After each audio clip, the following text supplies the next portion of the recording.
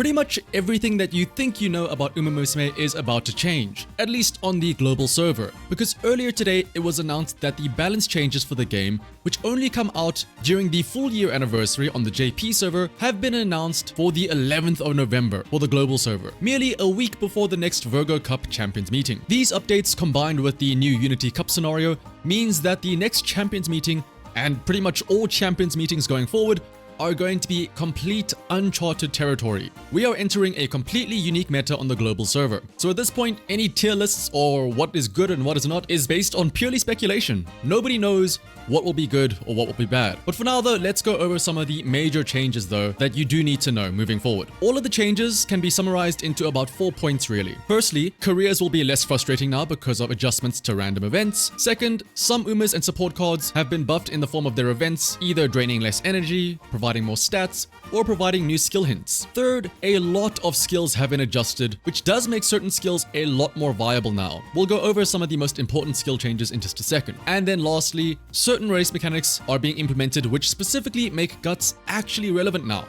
For the most part, pretty much all Umas that you train are going to be affected by these changes, but if you're planning on building a frontrunner, then these changes will affect you the most. So starting off with some of the basic adjustments, there's increased monies and support points, so that's always nice. But also right away, you can see some of the good increases here. Increased parameters gained from career and events. So basically what this means is going forward now, or at least starting from the 11th, you will just be getting more stats in general. Also increase the number of recreation events for the rare versions of friend type support cards. This is great, for example, if you're planning on just using a simple max limit break rare version of the Riko Kashimoto card for the upcoming event or the new scenario, and also increases the rate at which these friend type support cards occur when they are in your deck. So when you do borrow Tazuna, or when you do use Riko Kashimoto, considering they have a lot of event chains, 5 as opposed to the regular 3 of a regular SSR, now they will actually be appearing more often. Another one here, this is actually technically speaking a nerf I suppose, but it adjusts the probability of training failure, so you now do actually have increased chances of fail when your max energy is increased. It might sound bad, but essentially it now just scales correctly to the percentage of your max energy instead of always being based on the base level of max energy.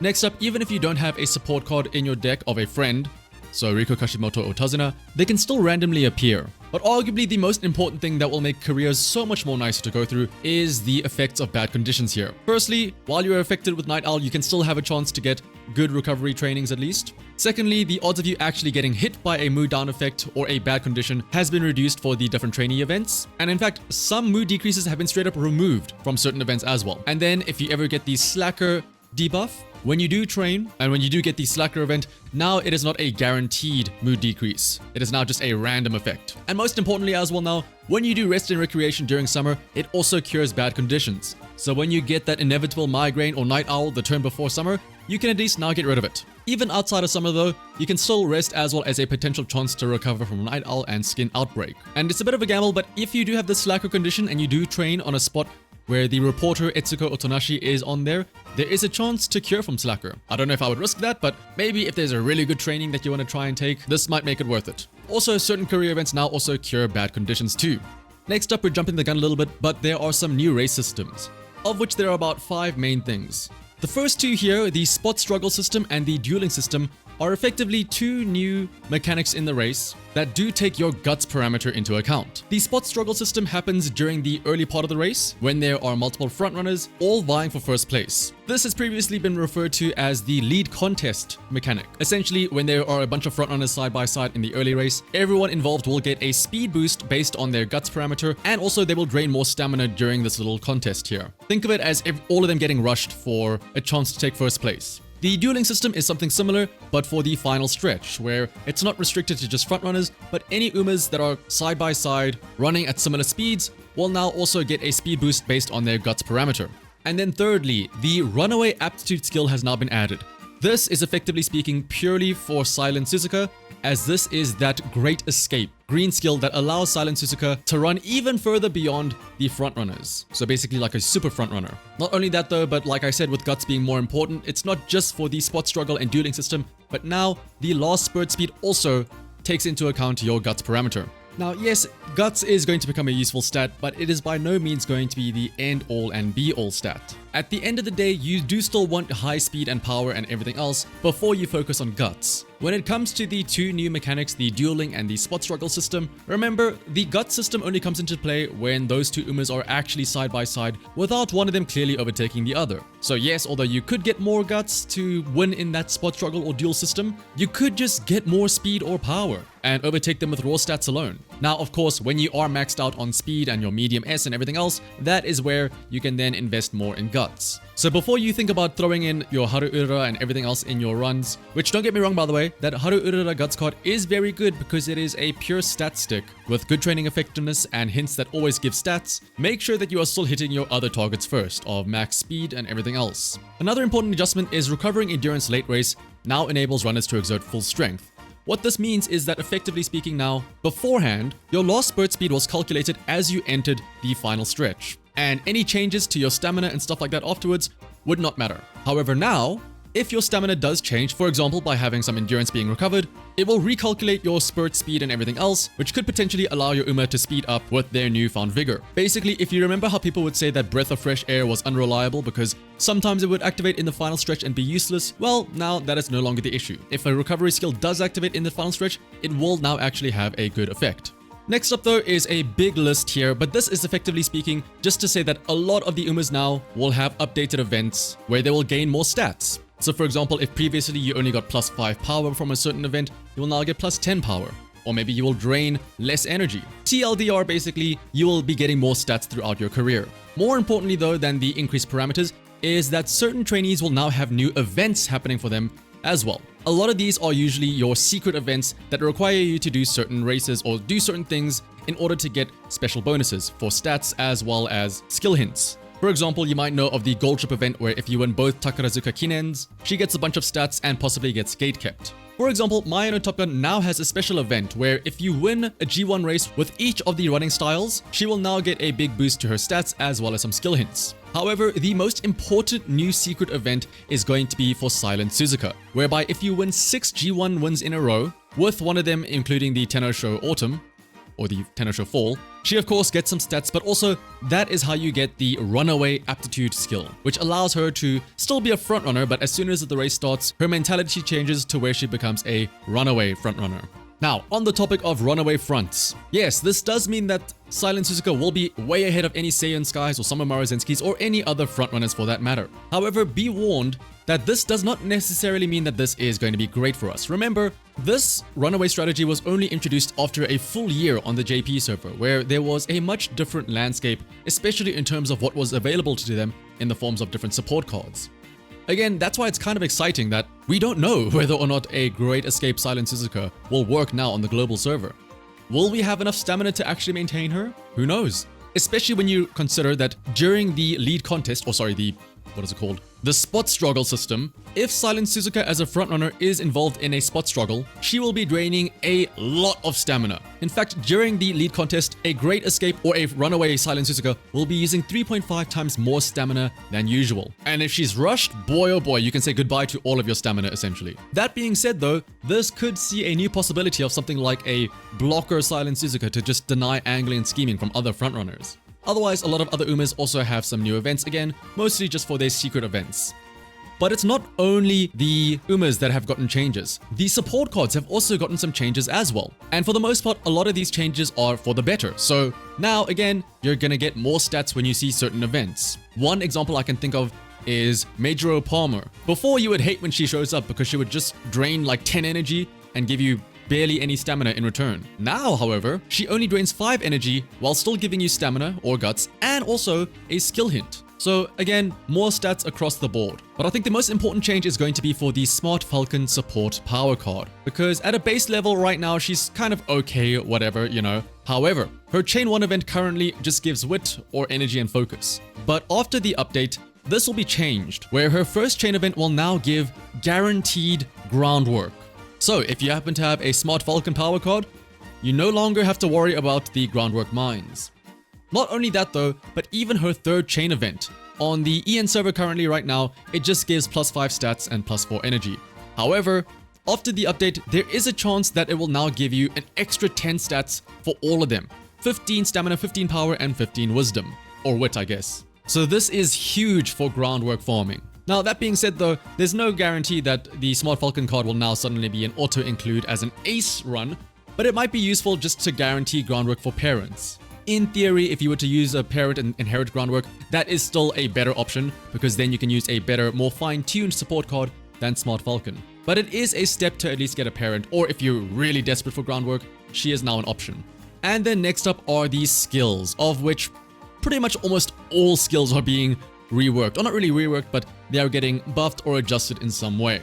But I will just go over some of the most important ones though. Starting with the more generic skills, Professor of Curvature has now been increased from a 1.8 second to a 2.4 second duration. So it was already good, now it just gets even better.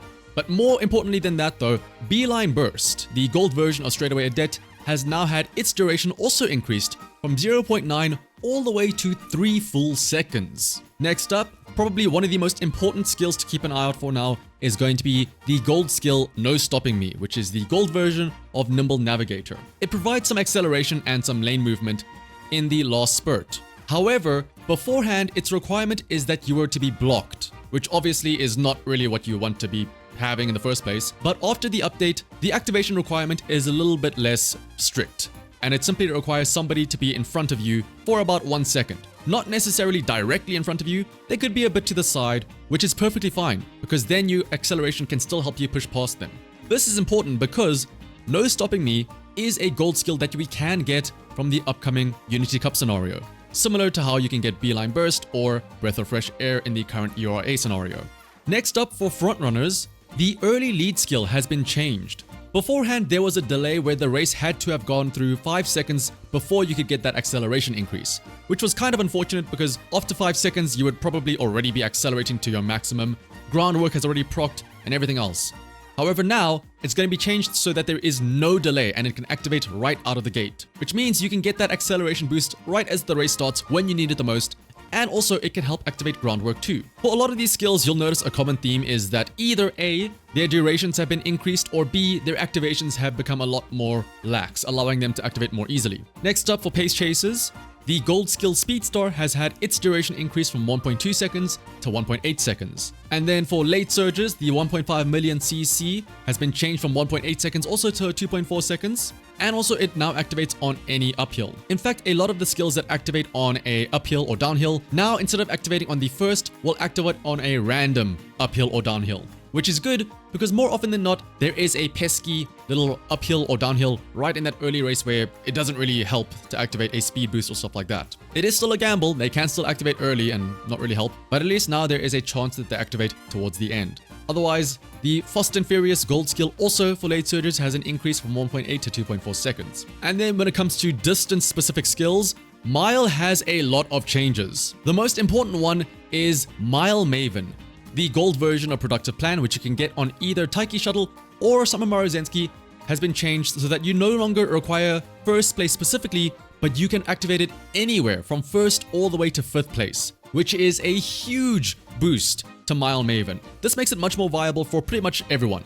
Now, as a frontrunner, if you're not in first place, you can hopefully have Mile Maven give you a speed boost to overtake, or if you are a pace chaser, now Mile Maven also is going to be useful for you. Then, Changing Gears and Big Sisterly, the two gold versions of Shifting Gears and Unyielding Spirit, respectively, have had their durations increased both to 2.4 seconds. Then, Keen Eye, the gold version of Watchful Eye, the recovery skill, has been changed from activating any point in the early race to the second half of early race, but also more importantly, it has a bit of a speed debuff on top of it too. Speaking of speed debuffs, the Speed Eater skill has also been changed to not activate in just first place, but first all the way to 3rd place. And then for medium skills, the gold version of Uptempo, or Killer Tunes, has had its duration increase from 0.9 to 2.4 seconds as well. You'll notice that the 2.4 second number is being thrown around a lot, and that's effectively the balancing, right? Now everything is on par where all gold skills have similar durations and there isn't a distinctly better one over the other. But those are the generic skills, but now there are some very important unique skills that are being changed.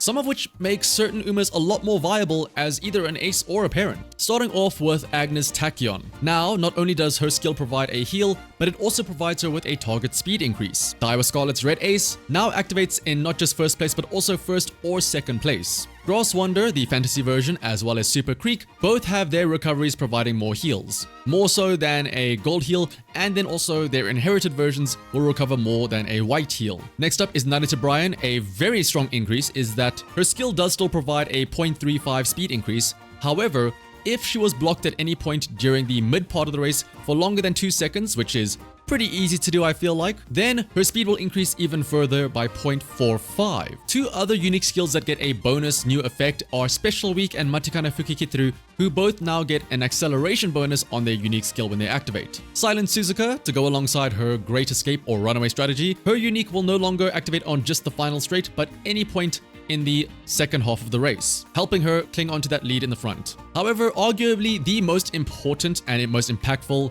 change, especially for the upcoming Champions meeting now, is Taiki Shuttle's unique, which has been adjusted. It now activates on the second half of the final corner, which is good because now there won't be a scenario where the final corner starts before the late race point, and then you would activate it too soon before the spurt even begins, so the acceleration is wasted. So now Shooting for Victory activates at a much better time. However, it is sort of nerfed in the fact that you need to be in 3rd or 4th place. It no longer allows 5th place as well. Now, for Taiki Shuttle herself, this is actually pretty fine since more often than not as a pace chaser, Taiki Shuttle should be in 3rd or 4th place. But as an inherited unique, Shooting for Victory is now a little bit worse for late surgers. It still is usable if it activates, but it will be less reliable. Speaking of, Taiki Shuttle will actually be very strong for the upcoming Mile CM, not just because of the fact that her unique is now activating at a better time, but also because, again, she does have that innate Mile Maven gold skill. On the topic of activation requirements being changed, one that changes for the absolute better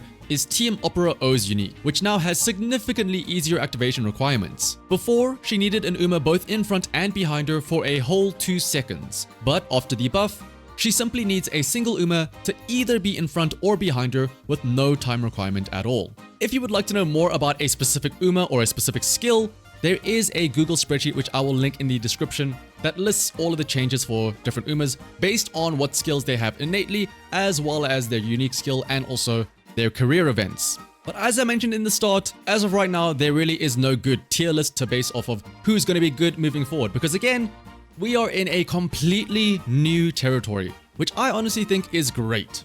Don't get me wrong, I'm sure there will still be a meta of Umas that we will be seeing often, but because of these updates being included now already and a lot of skills being buffed, it allows for a greater variety.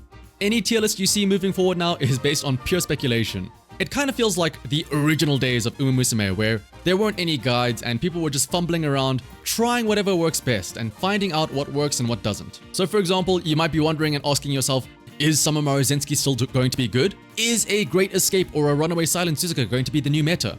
Can your Hoshi win the next CM? Honestly, nobody knows. Now, that being said though, all of these changes will only come into effect on the 11th of November, which is still 5 days after Unity Cup and only less than a week before Virgo Cup. So you might be thinking, is it worth it to try and train up an Uma before this update? And well, the answer will depend on how motivated you are. The skill changes and the buffs will be retroactive, so if you were to make an Uma now, the skills that they take will have the upgraded effect, but the careers not having those benefits of less bad events and also the Uma and support cards not giving the increased stat gains does mean that in theory, a run you do just before the update and a run you do just after the update with the exact same RNG will have different stat outcomes. So if you really do want to wait for the update and the increased stat gains and stuff like that, what you can instead do is maybe focus on making parents for now. But if you do not feel like doing that grind, then don't worry. Even if you were to make an Uma before this update, they will still reap the benefits afterwards, at least for the skill changes. And if you're worried about the stat differences from the support events and the bad conditions and stuff like that, just hope that you get a good enough run right now, I guess. But honestly, in my opinion, this is a great change. It really is going to make the game feel fresh and new again now, instead of just copying the homework from the Japanese or the Korean servers and stuff like that. Now, we get to experiment and we get to try out our new stuff. And I implore you, once the update drops, try out other Hoshis and whatnot. Go into room matches, see what people are putting up there, and try and think for yourself what works and what doesn't work. Basically, this update now means that a lot more things are viable than you might initially think. But all I'll say is I cannot wait for these adjustments. What do you think though? Are you happy with these changes being implemented so soon? Do you like that it's going to be a fresh new meta? Let me know down in the comments below. Otherwise, later today, of course, there is still day 2 of round 1 of Virgo Cup, which I will be streaming. So if you want to hang out and then talk more about the updates, because I guarantee you I will be talking more about them there, feel free to stop on by. But until then though, bye bye!